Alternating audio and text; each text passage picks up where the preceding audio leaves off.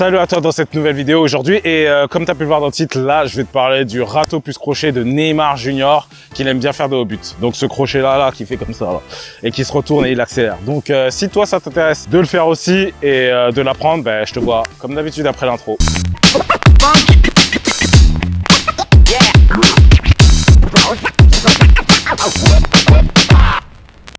Donc ce geste-là, il est super efficace à faire de haut but. Donc ça, c'est un geste que tu fais de haut but. Tu as un défenseur sur toi, le défenseur il te colle, il est vraiment sur toi, il essaie de le pousser, d'essayer de te prendre le ballon et toi tu fais une protection de balle. Dans cette vidéo, je vais pas te dire comment faire une protection de balle, mais ce que j'aimerais te dire en gros, c'est de garder le ballon avec le pied le plus loin de ton adversaire et de vraiment plier tes genoux pour avoir de l'équilibre et de ne pas être pousser facilement. Une fois aussi que tu peux contenir avec ton bras et que tu peux savoir là où est-ce qu'il est, la situation idéale pour le faire, excuse-moi, je t'ai pas vraiment dit exactement comment tu devais te mettre, mais tu dois pas vraiment être pied plat comme ça. Tu dois pas vraiment être comme ça. Logiquement, lorsque tu vas protéger ton ballon, tu seras légèrement de profil.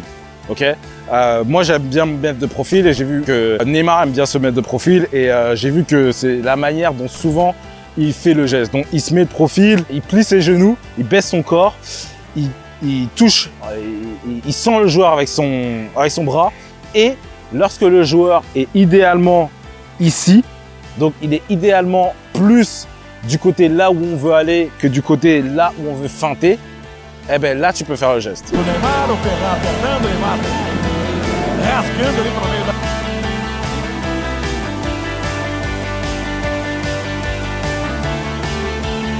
Donc si le défenseur il est là, ça va pas vraiment marcher. Ça peut marcher mais pas aussi bien que si le défenseur il vient de plus ce côté-là. Parce qu'en fait tu vas te servir de faire comme si tu pars et de revenir, ok? Ça c'est la première chose, la situation. Ensuite la manière dont tu devrais le faire. Donc la manière dont tu devrais le faire, elle est simple. C'est un râteau, tu tournes tes hanches et ensuite un crochet intérieur. Okay, donc ça a l'air facile, mais c'est pas si facile que ça en fait. Tu dois comprendre bien la dynamique. Donc déjà, dépendamment où le défenseur est derrière nous, tu veux faire le râteau dans une différente direction. Le râteau, tu le fais dans différentes directions. Donc s'il est directement derrière toi ici là, le râteau, tu veux le faire ici comme ça, ok?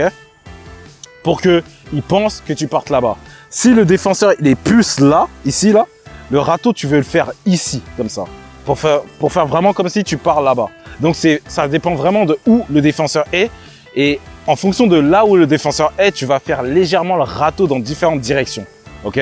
Une fois que tu sais où le défenseur est et que tu sais là où est-ce que tu veux emmener le ballon, c'est ensuite l'étape la plus importante du geste, c'est la rotation des hanches. Donc tu vois comment mes hanches elles se tournent, c'est ça qui va vraiment tromper le défenseur et qui va lui faire croire que je suis en train de partir et je suis parti. C'est fini. Ok? Si je ne tourne pas mes hanches, si je fais juste comme ça, il peut tomber dans la feinte, mais pas autant. Si je fais juste comme ça, tu vois, si je fais juste comme ça, j'ai même mal fait le geste. Si je fais juste comme ça, boum, et j'essaie de partir, il peut tomber dans la feinte, mais ça sera pas la même chose. Je dois vraiment tourner mes hanches et ensuite faire ça et ensuite pour repartir, tu vois. Donc, lorsque par exemple tu fais le râteau et tu sais là où tu veux le faire, tu tournes vraiment tes hanches et ensuite tu fais le crochet. Et quand tu fais le crochet, c'est vraiment important que tu utilises cette partie-là qui est ici, là. Cette partie-là qui est ici.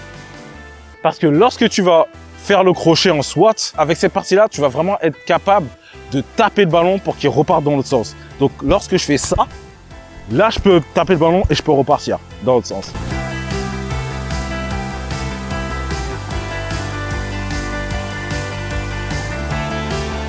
Donc, c'est ça. Donc, lorsque tu fais le geste, assure-toi de vraiment tourner tes hanches. D'abord, savoir où est-ce que tu vas ramener le ballon, tourner tes hanches et ensuite repartir. Une dernière chose dont j'ai pas parlé justement sur le crochet, c'est lorsque je fais le crochet, je fais vraiment en sorte de feinter en même temps. Tu vois, tout est dans le geste en fait. Tout est dans le geste. Il y a différentes manières de faire. Tu fais ou ça, tu bouges pas ton corps, ou bien tu fais ça, tu vois. Et là, je fais lentement, mais en vrai, rapidement, tu comprends comment ça se passe. Donc, rapidement, tu fais vraiment comme ça. Et ensuite, t'es parti.